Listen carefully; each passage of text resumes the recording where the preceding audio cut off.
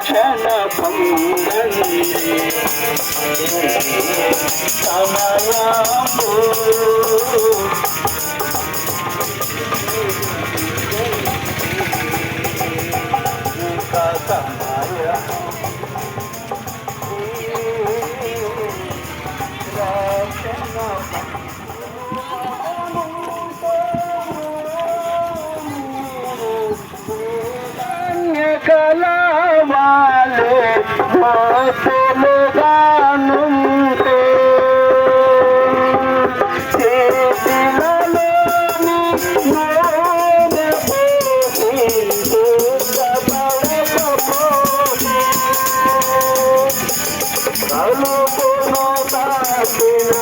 చేతిలలోని పాపము లేదు అందరూ పాపము చేసి దేవుడు అనుగ్రహించి మహిమను పొందలేకపోతున్నారని పరిశుద్ధమైన గ్రంథంలో ఇది సెలవిస్తుంది.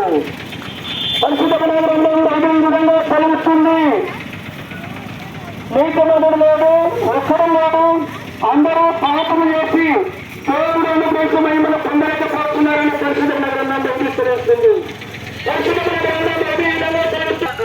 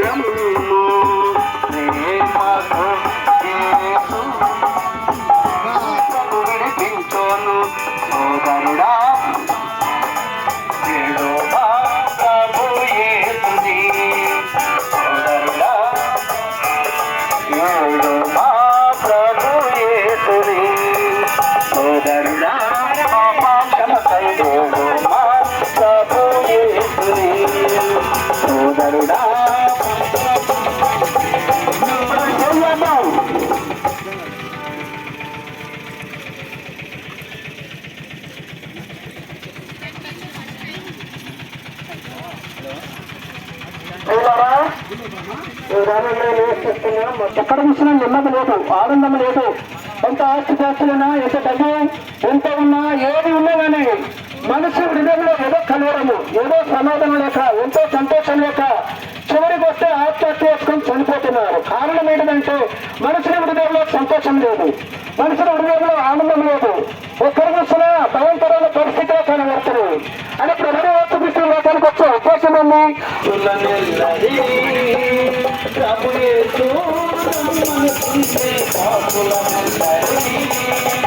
వచ్చిన వారికి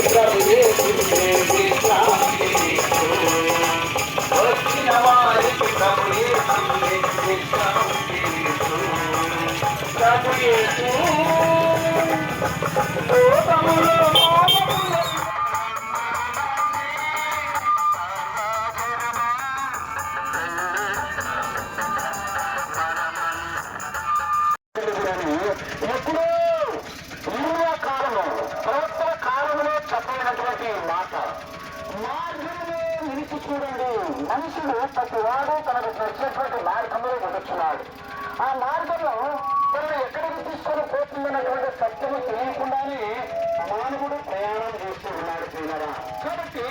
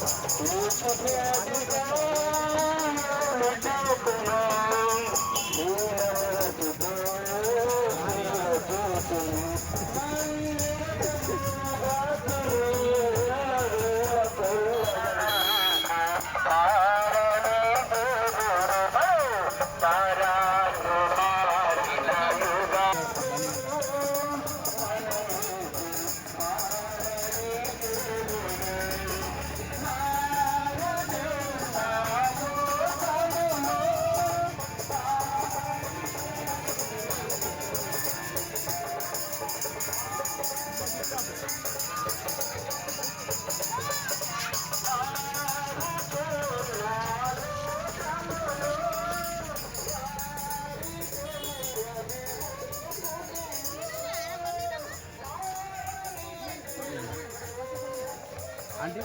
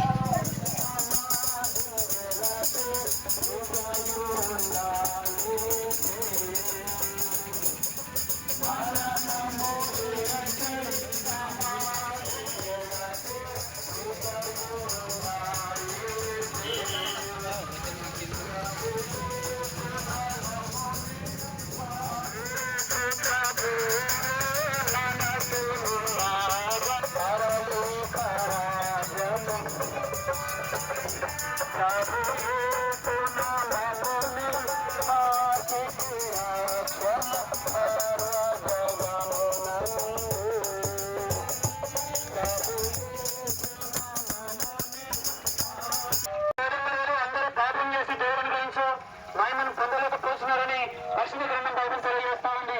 యేసు చెప్పాను, నేనే మార్గము సత్యము జీవమును, ఆధారం తప్ప ఎవరు పరలోకానికి వైకుంఠానికి మోక్షానికి వెళ్ళాలని చెప్తా ఉన్నాడు. యేసుక్రీస్తు తెలియజేస్తా ఉన్నారు. శాంతి సమాధానం మీకు అనుగ్రహించవలస్తున్నాను, నా శాంతిని నా సమాధానం మీకు అనుగ్రహించవలస్తున్నాను.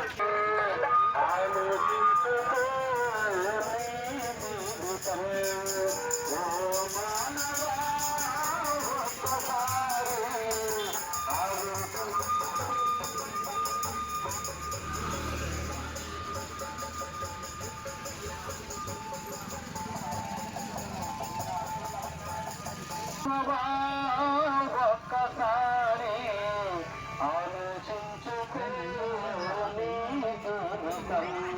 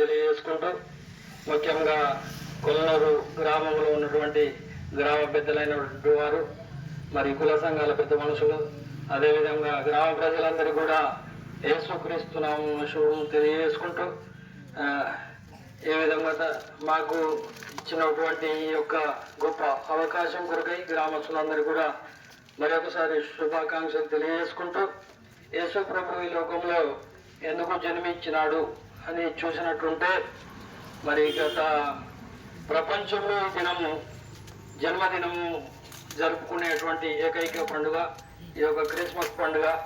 ఈ దేశమని ఆ దేశమని కాకుండా ప్రపంచంలో జరుపుకుంటా ఉన్నారు. కనుక చూసినట్టుంటే యేసు ప్రభు వారు ఈ లోకంలో ఎందుకు జన్మించినారు అని ఆలోచన చేసినట్టుంటే, ప్రతి ఒక్క మానవుడికి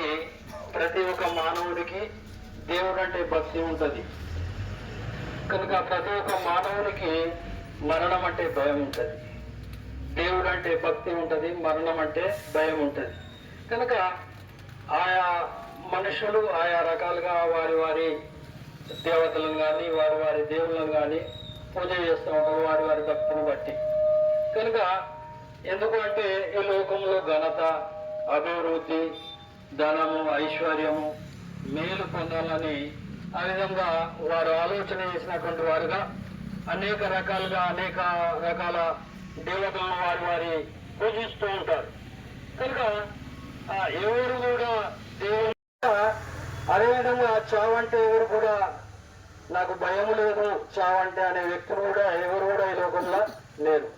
కనుక యేసు ప్రభువు వారు ఎందుకు వచ్చినట్టు ఈ లోకానికి, ఆయన రాజ్యానికి అనగా ఈ లోకంలో కాదు ఆయన రాజ్యము పరలోక సంబంధమైనటువంటి రాజ్యం. కనుక ఆయన రాజ్యంలోనికి తీసుకుపోవడానికి ఈ లోకానికి ఆయన కుమారునిగా జన్మించినాడు. ఒక దేవాది దేవుడుగా ఉండి మానవులను రక్షించడానికి, అనగా మానవులు ఏమైపోయినారు అంటే, మానవులు ఎందుకు రక్షించాలి మానవులను అంటే, కనుక మనకు తెలియకుండానే ఆజ్ఞ అతిక్రమమే పాపముగా మనం చూస్తూ ఉంటాం. పాపం అంటే ఏదో దొంగతనము, లంగతనము, వ్యభిచారము ఏదో చెప్పే పాపం కాదు. ఒక ఆజ్ఞను అతిక్రమించడమే బైబిల్ చెప్తా ఉన్నది పాపం అని చెప్తా ఉన్నది. కనుక మానవాళి పాపముల కొరకు, మానవాళి పాప క్షమాపణ కొరకు ఈ లోకంలో యేసుక్రీస్తు జన్మించినట్టుగా మనం చూస్తూ ఉంటున్నాం. ఎందుకు జన్మించినాడు అంటే, ఆయన దేవాది దేవుడు ఉంది ఒక మానవ పోలిక ధరించుకొని దేవునిగా ఈ లోకంలో ఎవరు కూడా దేవుణ్ణి చూసి బతికి ఉన్నటువంటి నరుడు ఎవరు కూడా లేడని బైబిల్ చెప్తా ఉన్నది. దేవునిగా మనం చూడలేము. కనుక ఆయన కుమారునిగా వచ్చినాడు, ఆయన ఒక మానవునిగా వచ్చినాడు. ఎక్కడ జన్మించినాడంటే ఇశ్రాయేలు పట్టణంలో యూదా బెత్లెహేము దావీదు పురమందు నేడు మీకు రక్షకుడు పుట్టి ఉన్నాడు అని బైబిల్ చూపిస్తా ఉన్నది. కనుక అక్కడ ఏమవుతుందంటే, ఈ భూభాగంలో నడిపోతున్నటువంటి ఇశ్రాయేలు దేశములు ఆయన రక్షకుడుగా జన్మించినట్టుగా మనం చూస్తూ ఉంటున్నాం. కనుక మానవాళి రక్షణ కొరకు ఈ లోకంలో జన్మించినట్టుగా మనం చూస్తూ ఉంటున్నాం. కనుక ఎందుకు అంటే మానవాళి రక్షణ ఎందుకు అంటే, ఆయన రాజ్యానికి తీసుకుపోవడానికి మానవులను ఈ లోకంలో సిద్ధపరుస్తున్నట్టుగా మనం చూస్తూ ఉంటున్నాం. ఆయనను నమ్మినట్టుంటే కనుక యేసు ప్రభువును నమ్ముడంటే ఒక మతము కాదు, యేసు ప్రభు ఒక మతము కాదు, ఒక మార్గము. మార్గం అంటే ఏంటంటే ఆయన ఒక గ్రంథం ఉన్నది. ఆ గ్రంథం చదివినట్టుంటే ఆయన మార్గం ఏ విధంగా ఉన్నది, ఆయన మాటలు ఏ విధంగా ఉన్నాయి, ఆయన మార్గంలో నడిస్తే మనం ఎటుపోతాం, ఆయన మార్గంలో జీవిస్తే మనం ఏమైతే అనేది స్పష్టంగా బైబిల్లో రాసి ఉన్నది. కాబట్టి ఆయన మార్గంలో నడిచినట్టుంటే ఆయన రాజ్యానికి మనము వెళ్ళడానికి సిద్ధమవుతాం ఈ లోకంలో.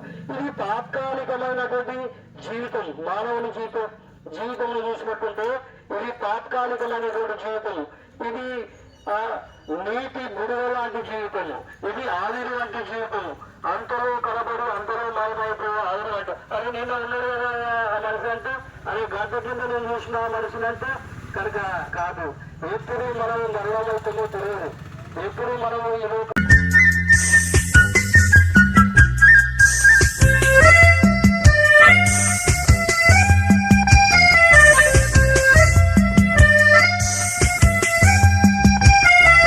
నీ జీవితములో గమ్యంబు ఏదో ఒక ఒకసారి యోచించవా?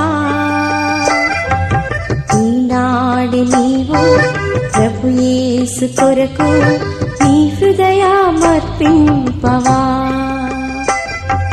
నీ జీవితములో గమ్యంబు ఏదో ఒకసారి యోచించవా? ఈనాడు నీవు ప్రభు యేసు కొరకు నీ హృదయమర్పింపవా? నీ హృదయమర్పింపవా?